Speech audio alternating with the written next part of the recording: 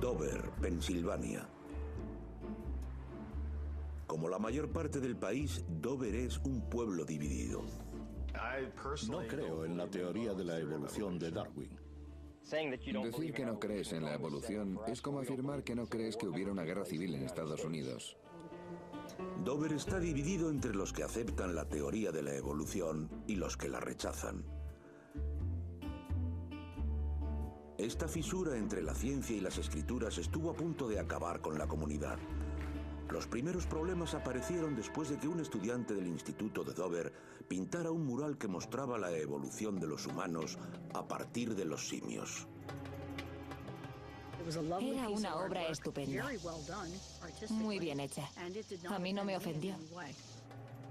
Pero a algunos habitantes no les gustó la idea de que los simios y los humanos están emparentados. El mural desapareció de la clase y fue destruido. Las llamas se propagaron hasta alcanzar al comité escolar, que estaba molesto porque solo se enseñaba la teoría de Darwin. Insistieron en que los estudiantes estuvieran informados sobre una extraña teoría llamada diseño inteligente. Que solo se hable de Darwin, que se excluyan otras teorías, es un fraude. Muchos afirman que el diseño inteligente es un fraude. El diseño inteligente frena la ciencia. Perpetúa la ignorancia. 11 residentes de Dover denunciaron al comité escolar para mantener el diseño inteligente fuera de las clases. Y al día siguiente el pueblo era portada de casi todos los periódicos nacionales. Los distintos frentes se organizaban. Los juicios separan a las comunidades, ponen a los vecinos en contra. Nadie quiere tenerlos, pero a veces es necesario. Ante esta división, un juzgado federal tendría que decidir si el diseño inteligente es ciencia o una estrategia de la religión. Y el veredicto tendría consecuencias más allá de las fronteras del pueblo. Tiene que ver con la religión, la política y el poder. A continuación,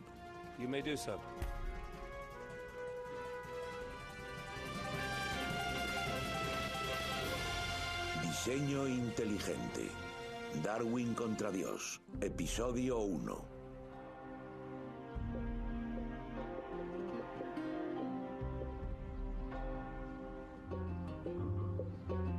En el mes de octubre de 2004, estalló una guerra en Dover, Pensilvania. Today, the teachers in a rural Pennsylvania town became the first in the country required to tell students that evolution is not the only theory. Todo comenzó cuando el comité escolar de Dover aprobó una norma que obligaba a que la asignatura de ciencias del instituto incluyera el diseño inteligente en el temario. Los partidarios de esta polémica teoría afirman que muchas de las características de los seres vivos son demasiado complejas para haberse desarrollado simplemente gracias a un proceso evolutivo natural como el de Darwin. Aseguran que algunos rasgos de estos organismos están creados por un diseñador inteligente. Proclaman que esta atrevida y novedosa teoría científica tiene el poder de desbancar la teoría de la evolución. Se trata de científicos discutiendo sobre ciencia, basándose en pruebas, no en textos ni autoridades religiosas. Es un tema central para una clase de ciencia. Abre un camino a la investigación, a nuevas maneras de pensar sobre las cosas.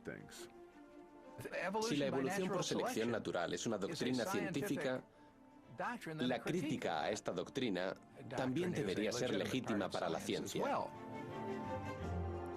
El comité escolar de Dover pidió que los profesores de ciencia leyeran una declaración de 1 minuto de duración en la que se afirma que hay lagunas en la teoría de la evolución y en la que se presenta el diseño inteligente como alternativa. En este alegato también se recomienda un libro sobre el tema que les llegará para que lo consulten, sobre los pandas y las personas. Pero la mayoría de los habitantes y una abrumadora cantidad de científicos de todo el país se indignaron. Afirman que el diseño inteligente es un disfraz de la religión, el último frente de la guerra de la evolución. El objetivo del diseño inteligente es cristianizar de nuevo la sociedad estadounidense. El diseño inteligente no es un concepto científico, no es un campo de la ciencia. Nadie lo investiga activamente. Viola todo lo que entendemos y queremos explicar con la ciencia. El escenario estaba preparado para una batalla en la que se enfrentarían amigos y vecinos. Parecía que hubiéramos matado el perro de alguien. Fue un golpe increíble. Una especie de guerra civil, no hay duda. La batalla llevaría al comité escolar ante el Tribunal Federal. El acceso de cámaras estaba prohibido. Para mostrar esta confrontación entre la evolución y el diseño inteligente, hemos recreado las escenas del juicio partiendo de las transcripciones. El juicio duró 6 semanas y la biología moderna era el anexo A. Pero no se planteaba solamente el temario de biología en Dover. El futuro de la educación científica en Estados Unidos, la separación iglesia-estado y la naturaleza de las investigaciones científicas también se estaban poniendo a prueba.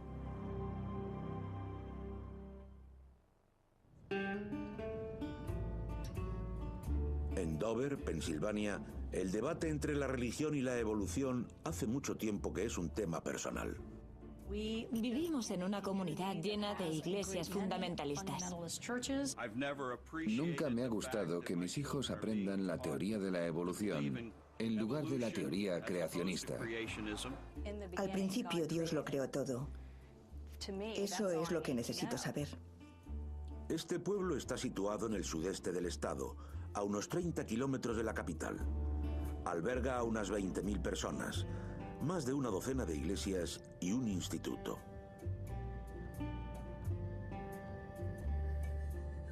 Berta Spar fue una de las primeras personas en ver que se estaba gestando un problema.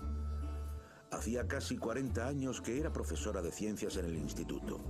Durante la primavera de 2003, el asistente del supervisor escolar del distrito le dio una noticia alarmante. Vino a verme un día después de clase y me dijo que tenía que advertirme de que un miembro del comité escolar pedía igualdad de tiempos. Un 50% del tiempo para el creacionismo. Deberías tenerlo en cuenta. Entonces saltaron todas las alarmas. Otro profesor de ciencias, Brian Rem, recibió la misma noticia. Me puse a reír delante de él porque me pareció algo divertidísimo. El creacionismo había quedado fuera de las escuelas públicas y de la ciencia cuando yo empecé el instituto.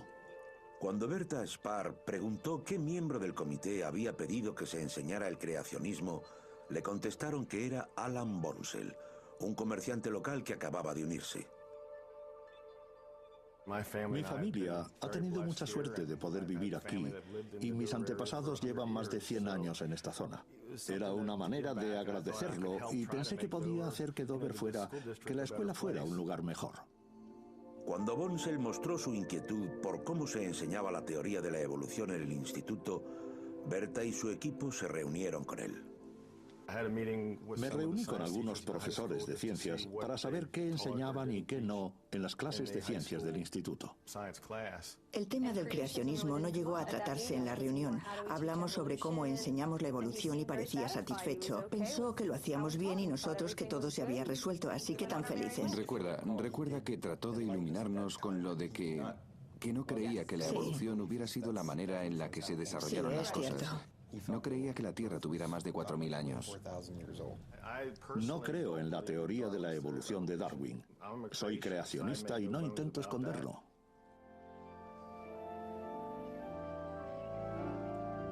Los creacionistas como Bonsell rechazan la mayor parte de la ciencia moderna y se ciñen a una lectura literal de la Biblia. Creen que la Tierra tiene menos de 10.000 años de antigüedad y que Dios creó todas las cosas, incluidos los humanos, en tan solo 6 días.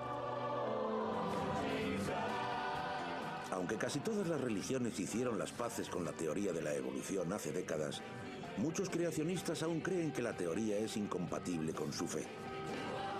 Y tanto el creacionismo como la teoría de la evolución han pasado por los juzgados.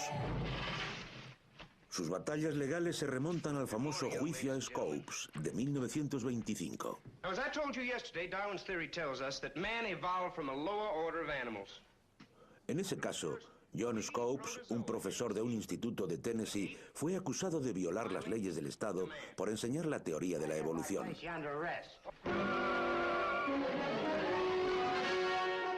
El caso quedó vagamente retratado en la película Heredarás el viento y se convirtió en un enfrentamiento en los tribunales entre el legendario abogado Clarence Darrow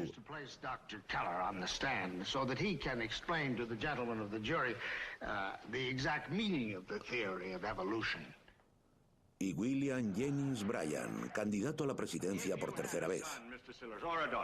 What would you think if that sweet child came home from school and told you that a godless teacher... Scopes fue declarado culpable por enseñar la teoría de la evolución y tuvo que pagar una multa de 78 euros. Pero el veredicto tendría consecuencias terribles en la enseñanza de la ciencia en el país durante las siguientes 3 décadas. Después del juicio a Scopes, los editores de libros de texto decidieron que la teoría de la evolución era demasiado controvertida y la eliminaron. En la mayoría de casos, el libro de texto era el temario. Si no aparecía en el libro, no se enseñaba. Las consecuencias del juicio a Scopes no desaparecieron hasta los años 60. Pero mientras los editores volvían a incluir la teoría en los manuales, los creacionistas seguían luchando porque su visión también se explicara. Durante 30 años los dos bandos estuvieron peleándose en los tribunales. La disputa terminó en 1987, cuando la Corte Suprema dictaminó que enseñar el creacionismo en la asignatura de ciencias de las escuelas públicas no respetaba la separación Estado-Iglesia presente en la primera enmienda de la Constitución. Esta prohíbe al gobierno la promoción o prohibición de la religión.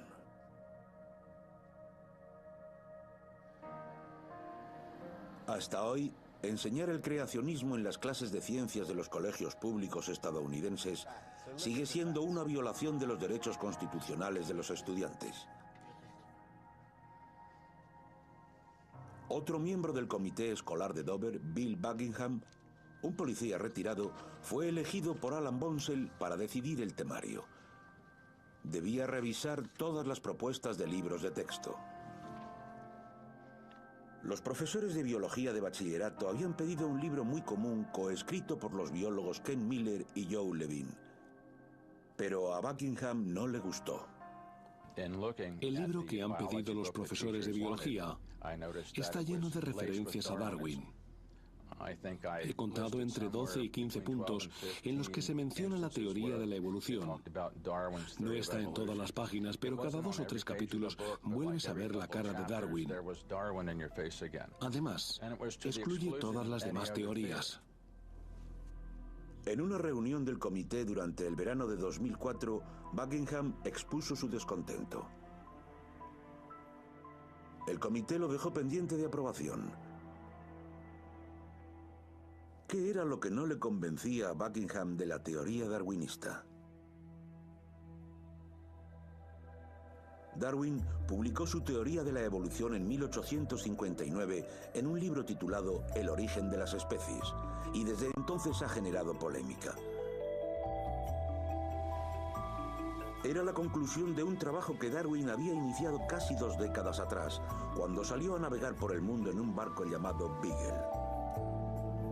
En esa expedición, Darwin recogió miles de animales y plantas que eran diferentes a lo que había conocido. Y al regresar a Inglaterra, quedó fascinado con la gran cantidad de pájaros que había encontrado en unas remotas islas situadas ante la costa de Sudamérica, las Galápagos. Había un pájaro que le recordaba a una curruca, otro que parecía un carpintero, otro como un pinzón, etc. Pero no sabía qué eran. Todos estaban adaptados a distintas formas de vida. Algunos comían insectos.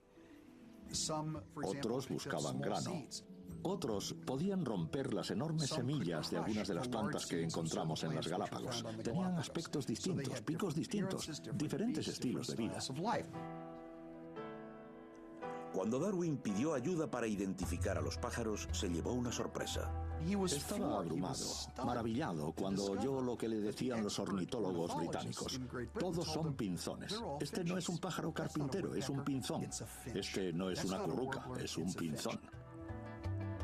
Pero, ¿por qué había encontrado pinzones con características tan distintas en una serie de islas cercanas? Darwin argumentó que en la naturaleza los organismos individuales compiten por recursos limitados, como la comida.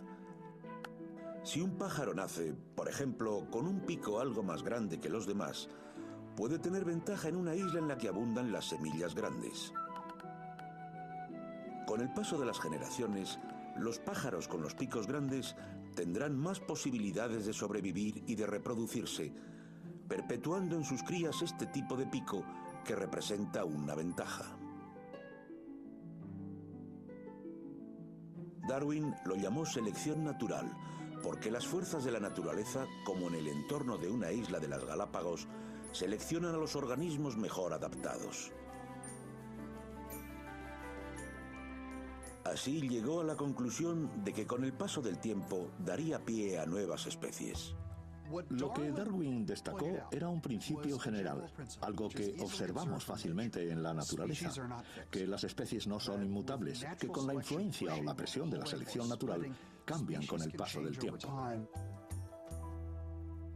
Darwin creía que todas las plantas y los animales que vemos en la actualidad se habrían desarrollado siguiendo ese proceso. A la evolución gradual de las especies nuevas la denominó descendencia con modificación y representó las relaciones entre todos los seres vivos en un árbol de la vida en el que cada rama era una especie descendiente de un antepasado común. Si seguimos el árbol de la vida desde muy atrás, por ejemplo, desde nuestra rama, vemos nuestro parecido con los simios.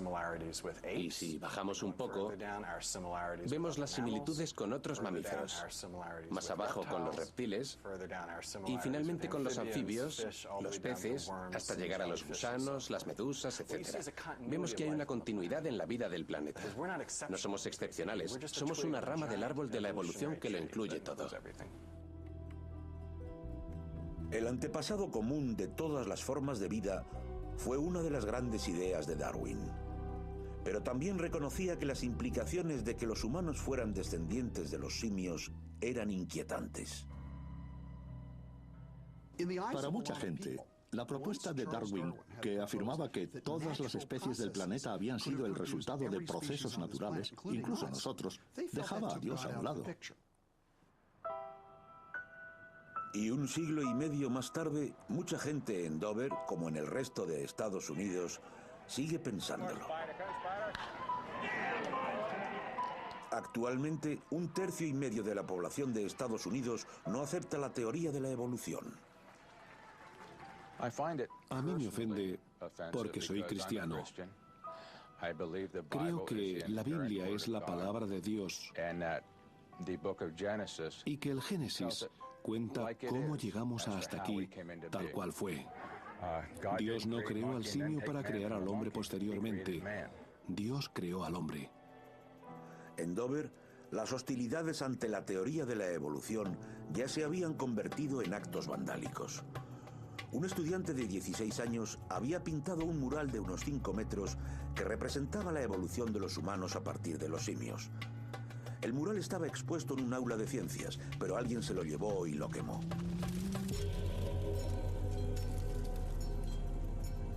Bill Buckingham seguía peleando por los libros de texto en las reuniones y los profesores empezaron a sospechar de él. Esta idea del hombre y el simio apareció en una conversación y recuerdo que le dije: ¿tiene algo que ver con el mural que desapareció? Entonces dijo que se alegró de ver cómo ardía. Sí, lo dijo bajito, pero oímos el comentario.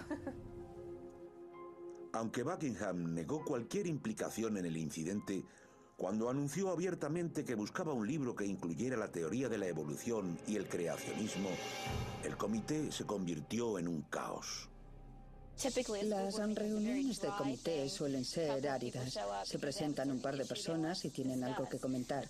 Pero en esas reuniones había cientos de personas, hacía calor, la gente se enfadaba. Era un zoo, una casa de locos. Estrafalario, carnavalesco, podría usar tantos adjetivos. No tenían respeto por el público ni por los profesores. No escuchaban a nadie, solo les interesaba lo suyo. A veces, en democracia, hay 9 personalidades distintas en un mismo espacio. Y en ese momento, puede que alguno diga algo de lo que se arrepienta al cabo de 10 minutos.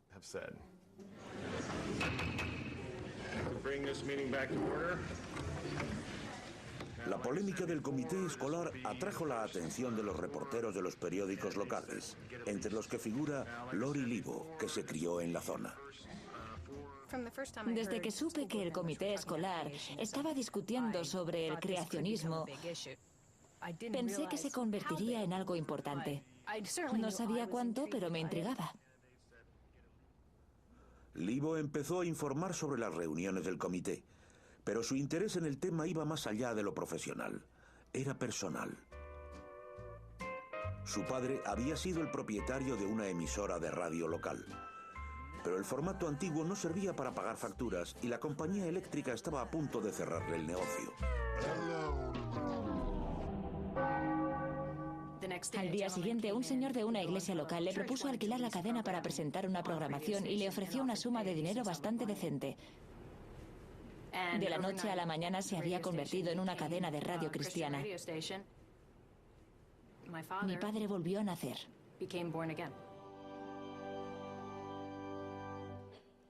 En sus artículos, Livo hablaba de la ley aprobada por la Corte Suprema en 1987 que evitaría que Buckingham lograra introducir textos creacionistas en las clases de biología. Mientras tanto, Buckingham estaba en contacto con 2 organizaciones que ponían en duda a Darwin. Una era un despacho de abogados situado en Michigan, Thomas More, liderado por un exfiscal, Richard Thompson, famoso por sus grandes esfuerzos para condenar al activista pro-eutanasia Jack Kevorkian. La empresa se promociona bajo el lema «El escudo y la espada para la gente de fe». Buckingham se puso en contacto conmigo en calidad de ciudadano porque le preocupaba que un libro de biología explicara una sola versión. Creía que debía haber otras teorías. Fue entonces cuando le hablé del diseño inteligente y le dije que me parecía buena idea que se enseñara junto a la teoría de la evolución y que recibiera la aprobación de la Constitución. Le pregunté si podían darme bibliografía y me recomendaron sobre los pandas y las personas. También encontró un grupo de especialistas muy conservadores de Seattle llamado Discovery Institute, que se autodefine como el principal defensor nacional del diseño inteligente. Le enviaron un DVD gratuito y otro tipo de material sobre el tema. En estos materiales, Bill se topó con una teoría que no contradecía sus ideas. Por ejemplo, según Sobre los pandas y las personas, el diseño inteligente afirma que varias formas de vida aparecieron repentinamente gracias a un agente inteligente, con todos sus rasgos distintivos intactos. Peces con aletas y escamas, pájaros con pluma, pico y alas, etc. Y en el DVD encontró más material de apoyo sobre el tema. 150 years ago, Charles Darwin transformed science with his theory of natural selection. Today, that theory faces a formidable challenge. Intelligent design has sparked both discovery and intense debate over the origin of life on Earth. And for a growing number of scientists, it represents a paradigm, an idea with the power to, once again, redefine the foundations of scientific thought.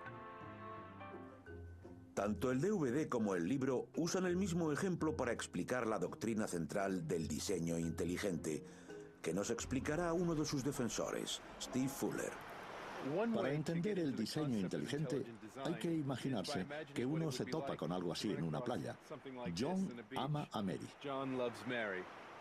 Es muy raro que este tipo de patrón se haya formado por sí mismo, que la arena se disponga de esta manera de modo casual, aunque sea en un largo periodo de tiempo. Esto nos demuestra que hay un agente inteligente tras el patrón. Igual que esas palabras son obra de un ser inteligente, argumentan que algunos aspectos de la vida llevan la firma de un diseñador inteligente. A mi modo de ver, el diseño inteligente afirma que la vida es algo demasiado complejo para haber sucedido aleatoriamente. Tuvo que haber un diseñador, algo que le dio forma, por decirlo así. En el Génesis, el diseñador sería Dios. Pero en los materiales que recibió no aparece la palabra Dios.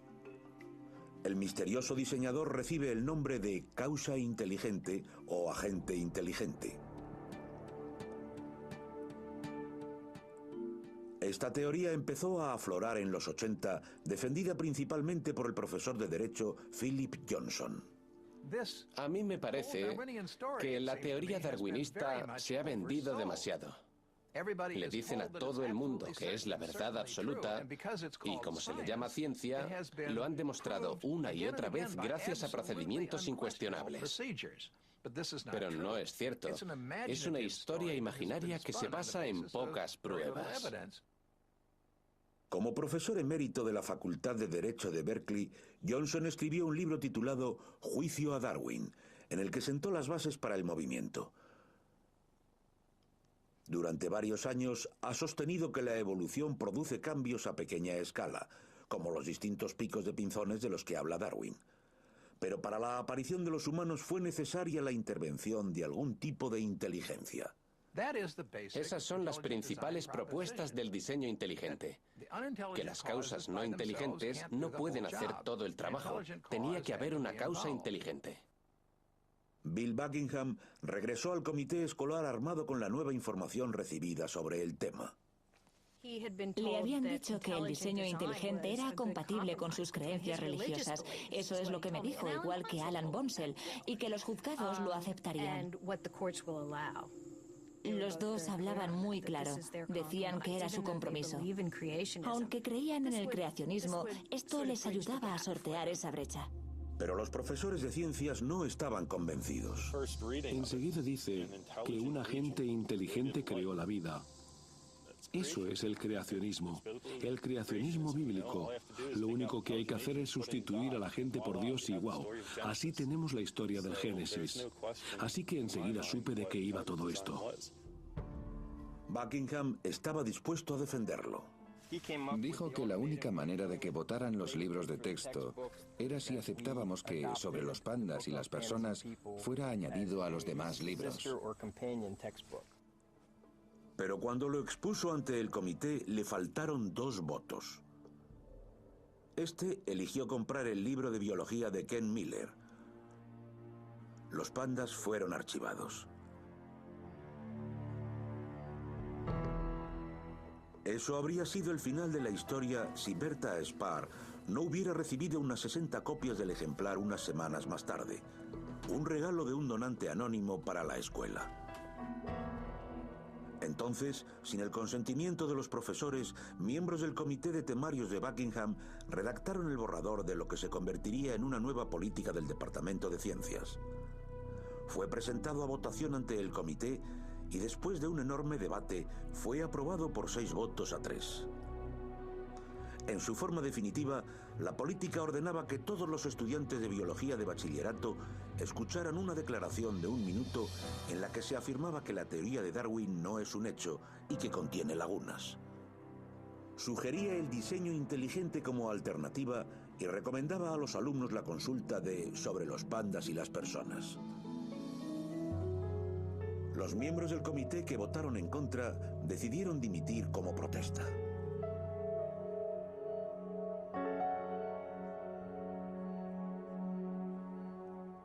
Tammy Kitzmiller es la madre de una de las alumnas que escucharía la declaración en el Instituto de Dover. Llamó a la Unión Americana de Libertades Civiles para ver qué se podía hacer. No estaba de acuerdo con su actuación y no me gustaba su manera de mezclar la ciencia y la religión. Teníamos padres, estudiantes, profesores, todos nos llamaban y nos decían, tenemos un problema, ¿podéis ayudarnos? Y les contestábamos, por supuesto, lo haremos. El 14 de diciembre de 2004, 11 padres del Instituto de Dover, entre los que figuraban Tammy Kitzmiller y Brian y Christy Rim, presentaron una denuncia en el Juzgado Federal de Pensilvania, alegando que el comité escolar estaba violando sus derechos constitucionales al introducir la religión en la clase de ciencias. Estaban representados por la Unión Americana de Libertades Civiles, que se había unido a la organización Estadounidenses Unidos por la Separación Estado-Iglesia, y un despacho de abogados de Filadelfia, Piper Hamilton. Cuando me llamó Eric, dijo, este es el caso que he estado esperando durante toda mi carrera. El comité escolar contaba con la representación de los abogados Thomas More, el despacho que le había recomendado el libro de los pandas a Bill Buckingham. Se determinó el día del juicio y mientras se tomaban las declaraciones, los profesores de ciencias tomaron su propia postura. Se negaron a leer la declaración sobre el diseño inteligente. Les dijimos, no vamos a leerlo. Nos reunimos y decidimos mantener todos la misma postura. Yo tengo mis propios principios y no pienso entrar a una de mis clases y hacer afirmaciones. Leer una declaración sobre este diseño inteligente sabiendo que no es ciencia. Informaron al comité sobre su negativa con una circular en la que afirmaban que el diseño inteligente no es ciencia, no es biología, ni es una teoría científica aceptada.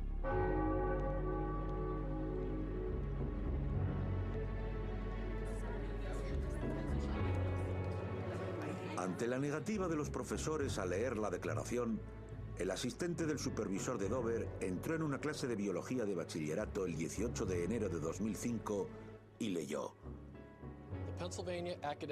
Las normas académicas de Pensilvania exigen que los estudiantes aprendan la teoría de la evolución de Darwin y que pasen un examen en el que se les evalúe sobre este tema. Como teoría debe seguir investigándose contrastando sus afirmaciones con los nuevos descubrimientos. Una teoría no es un hecho. Una teoría tiene lagunas para las que no se han encontrado pruebas concluyentes.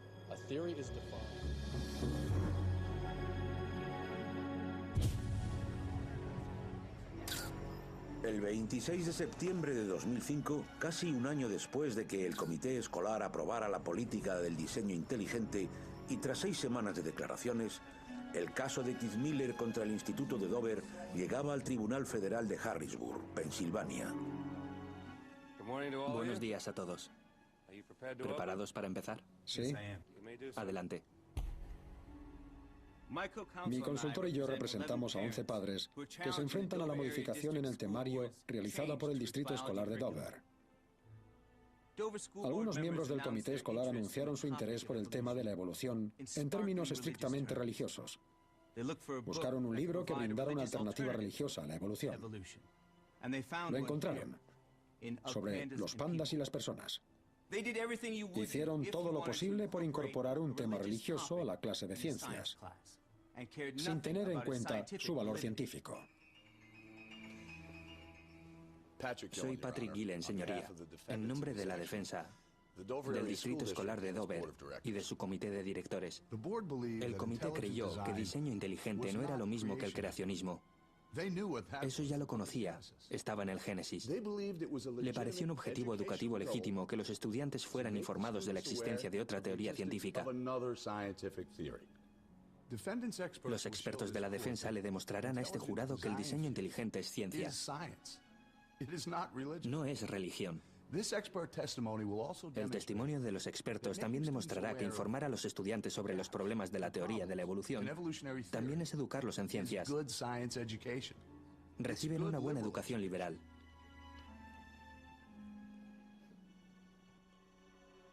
Cuando empezó el juicio ya habían aparecido otros casos sobre la enseñanza de la evolución en varios estados. El diseño inteligente tenía muy buenos defensores. Rick Santorum, el senador de Pensilvania, había alabado al distrito escolar por su política. Y el presidente Bush también había brindado su apoyo, diciendo que había que enseñar las dos teorías para que la gente entendiera de qué iba la polémica. Ahora todas las miradas estaban centradas en Dover, el último campo de batalla en la guerra por la evolución.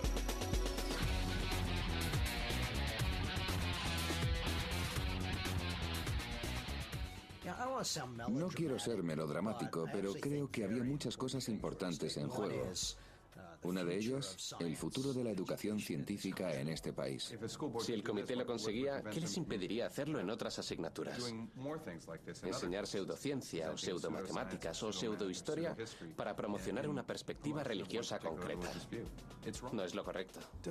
¿Es necesaria que la educación científica sea tan cerrada, tan técnica y respetuosa con la teoría, que no podemos ni siquiera introducir la que puede ser la próxima gran teoría?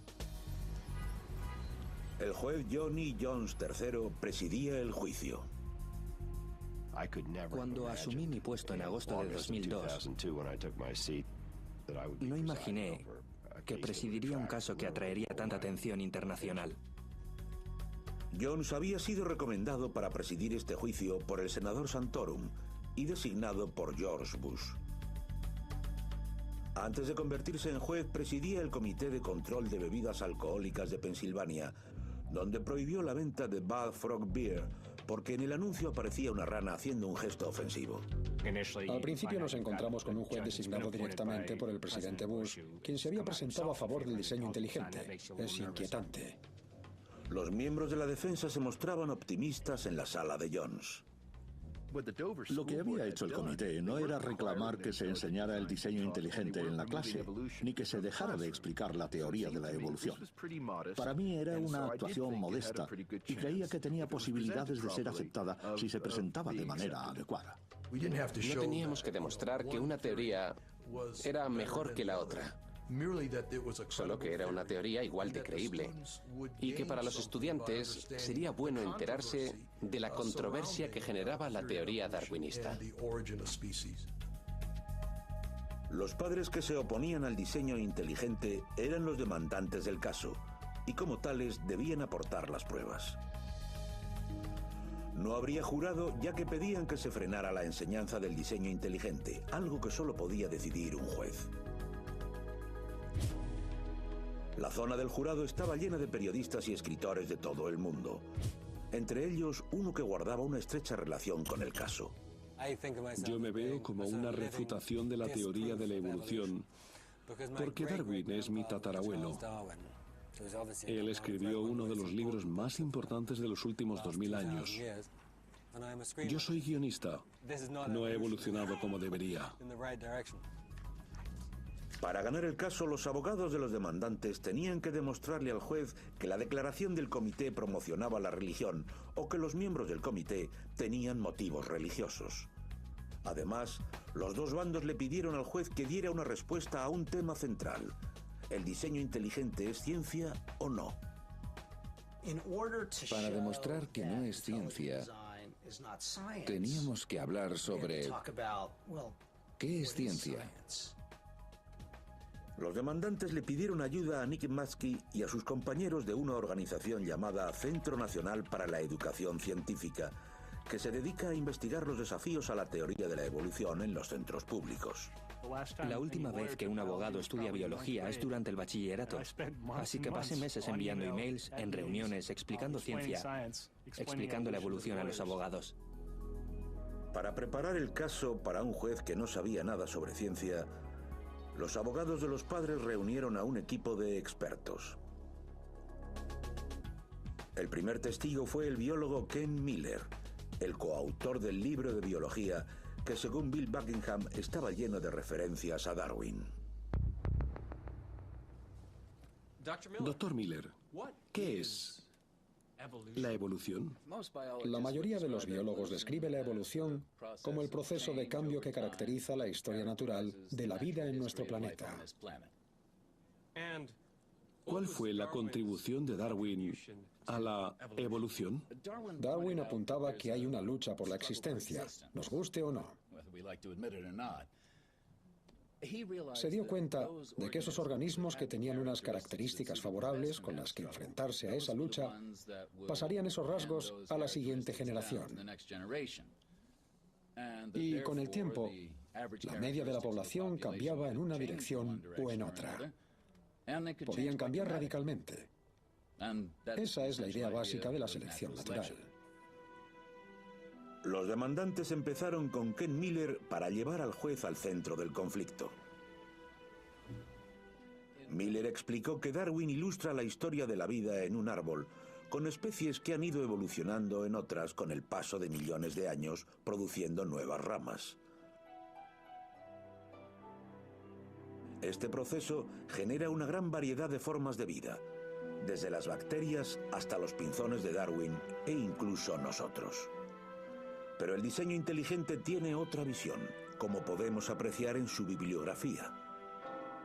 El diseño inteligente enseña una historia de la vida en la que los organismos aparecen de repente, no están relacionados entre ellos y solo están unidos por su diseñador.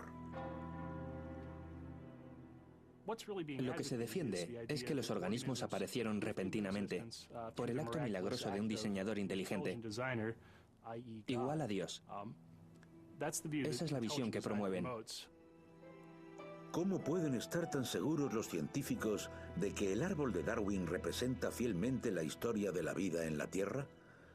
Según parece, las pruebas más recientes para refutar el diseño inteligente se estaban desarrollando al mismo tiempo que tenía lugar el juicio.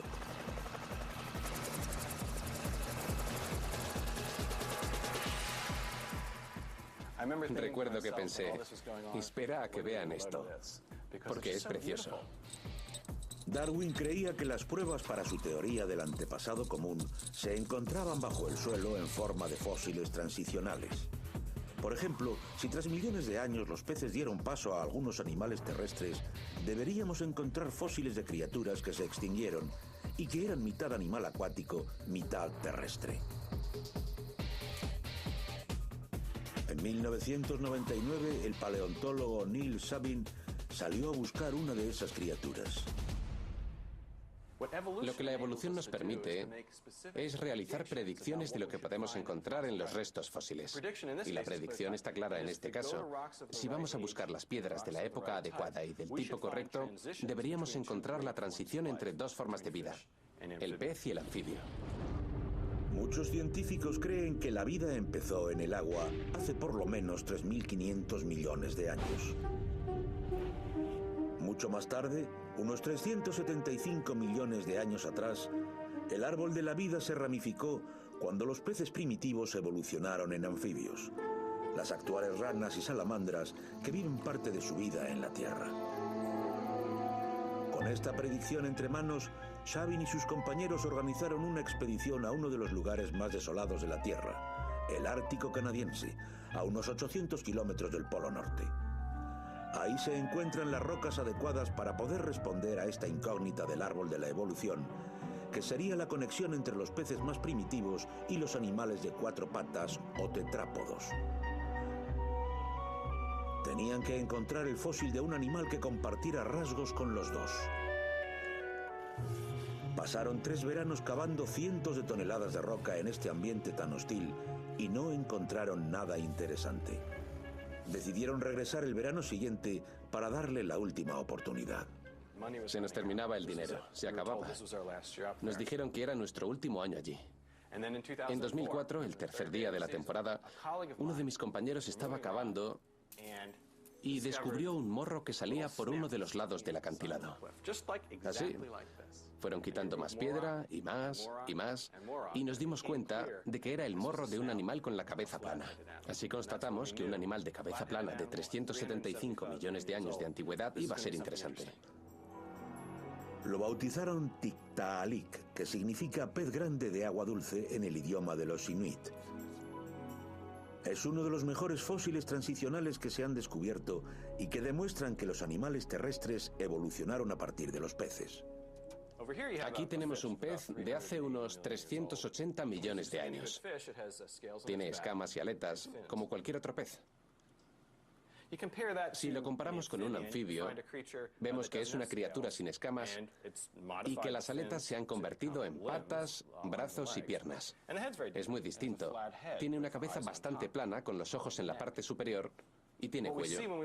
Al mirar los fósiles de las rocas de la época correcta, encontramos el Tiktaalik. Tiene escamas en la espalda, como los peces, y aletas, las vemos aquí.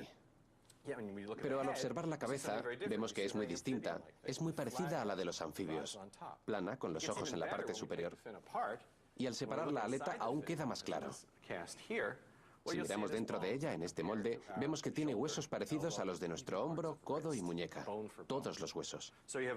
Así que estamos ante un pez que tenía características de anfibio. Un pez primitivo que es una mezcla. Y tal como predice la teoría de la evolución, el Tiktaalik apunta a la posibilidad del árbol de la vida, en el que durante millones de años unas especies han dado paso a otras. El descubrimiento del Tiktaalik aún se estaba redactando en el momento del juicio y no podía convertirse en prueba. Pero un compañero de Sabin, el paleontólogo Kevin Padian, le mostró al juez varios ejemplos de otros fósiles transicionales que validan la idea darwiniana del árbol de la vida. Mi declaración en el juicio duró un día y le enseñé al juez cómo trabajamos y de qué pruebas nos valemos. Cómo los dinosaurios evolucionaron en los pájaros. Como podemos ver en criaturas como el Archaeopteryx, que presenta una cola larga y dientes como los dinosaurios, además de plumas, como los pájaros actuales. Cómo los antepasados de los reptiles modernos evolucionaron en unas criaturas que se extinguieron y que comparten un antepasado común con los mamíferos. Y cómo las ballenas evolucionaron sorprendentemente a partir de unos enormes animales terrestres que regresaron al mar. El libro de los pandas dice que no podemos pasar de A a B y que no hay fósiles ni sabemos cómo estudiarlos. De hecho, hemos pasado de A a B y de C a D, E, F y G. Tenemos los fósiles, tenemos los rasgos transicionales, métodos para analizarlos de maneras distintas. Además, seguimos buscando la imagen que nos dé más explicaciones objetivas. Padian podía refutar la teoría de los pandas, la de que la vida surge repentinamente, demostrando que los fósiles de organismos que se extinguieron responden a los interrogantes que hay entre las especies, ofreciendo la imagen de una evolución gradual, tal como propuso Darwin. Los reporteros que se encontraban en la sala estaban sorprendidos de que supiéramos tantas cosas. ¿Cómo podía ser que no se hubieran enterado? El motivo es que no está en los libros de texto porque los creacionistas se ocupan de mantenerlo fuera. Esa es una de las grandes razones. Hubo un descanso y recuerdo que el juez dijo que la clase de biología se detenía para ir a comer. Sonreía. Nos dimos cuenta de que le interesaba a la ciencia. Los abogados de las familias podían haber impresionado al juez y a los reporteros, pero muchos habitantes de Dover se preguntaban, ¿por qué se enseña la teoría de la evolución si solo es una teoría? Puede que el darwinismo sea la teoría predominante, pero es solo una teoría. No está probada. Es una teoría. Solo queríamos que se hablara de las opiniones alternativas. No decíamos, no habléis de Darwin. Podéis hablar de Darwin, es una teoría. Pero eso es lo que es, la teoría de Darwin, no la ley de Darwin. No son hechos, es teoría. Decir que solo es teoría es insultante para la ciencia, porque las teorías tienen más peso que los hechos. Y creo que el término teoría debería ser valorado como se valora entre los científicos. Una teoría no es algo que se nos ocurre durante una noche en vela tomando mucho café. Eso es una idea. Para la ciencia, una teoría es una gran cantidad de información que ha pasado por muchas pruebas, que seguramente consiste en un gran número de hipótesis y varios tipos de pruebas. La de la gravitación es una teoría muy difícil de tergiversar. Aunque pudiéramos ver cómo cae algo hacia arriba, podría hacernos pensar, pero trataríamos de entender qué sucede en ese caso, en lugar de refutar la teoría de la gravitación. Los hechos son minucias para la ciencia. Pueden ser correctos o no. Una teoría es algo que se ha puesto a prueba centenares de veces. Se amplía, se revisa. Doctor Miller, ¿está de acuerdo en que la teoría de la evolución de Darwin no es una verdad absoluta? Claro que sí, porque ninguna teoría científica es considerada una verdad absoluta en ciencia. No pensamos que la teoría atómica es la verdad, ni la teoría microbiana de las enfermedades, ni la de la fricción. Para nosotros son explicaciones bien argumentadas y probadas que nos brindan respuestas naturales a fenómenos naturales. ¿Deberíamos pensar que la teoría darwinista es provisional? Deberíamos pensar en todas las teorías científicas como provisionales. Y eso incluye la teoría de la evolución. La ciencia pretende descubrir lo desconocido, lo que no sabemos. Como científico no me centro en lo que ya sabemos. Quiero descubrir cosas nuevas que me den pistas sobre lo que no sabemos. Mientras los demandantes declaraban, la misión de investigación de lo desconocido había llevado a descubrir una de las pruebas más importantes de la evolución. Darwin estaba convencido de que las especies evolucionaban con el paso del tiempo, cuando la selección natural influía sobre los rasgos heredados. Pero no tenía ni idea de cómo aparecían esos rasgos o cómo pasaban de una generación a otra. Cuando los científicos del siglo XX descubrieron el papel que el ADN juega en la herencia, fundaron una nueva rama científica llamada genética que ponía a prueba a Darwin.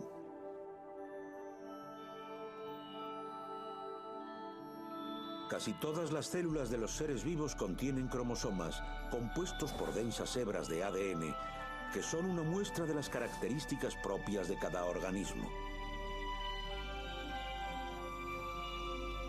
Durante la reproducción, los cromosomas de los padres se copian y mezclan sus partes para producir cromosomas nuevos. Cada uno de los padres pasa una parte de sus cromosomas al hijo. Pero el proceso no es perfecto. Mientras tiene lugar, el ADN puede sufrir mutaciones o errores. De este modo, cada uno de los hijos tendrá un diseño único. A veces son características benignas.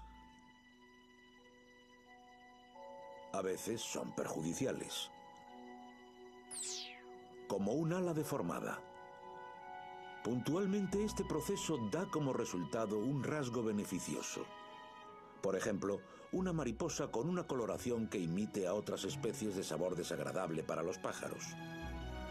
Unos 100 años después de que Darwin propusiera que la selección natural tiene efectos en los rasgos nuevos de la población, la genética reveló el mecanismo biológico que da paso a esos rasgos.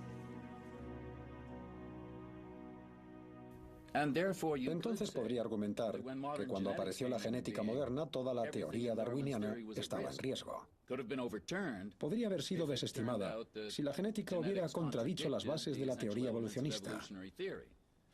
Pero no las contradecía. Las confirmaba, hasta en los detalles. Y mientras Miller declaraba, un trabajo genético publicado un año antes del juicio confirmaba la parte más controvertida de la teoría de Darwin: el antepasado común de los humanos y los simios. El trabajo se centraba en una curiosa diferencia en nuestros cromosomas. Las células de todos los simios grandes, como los chimpancés, los gorilas o los orangutanes, contienen 24 pares de cromosomas. Si los humanos comparten antepasados con los simios, deberían tener el mismo número de cromosomas.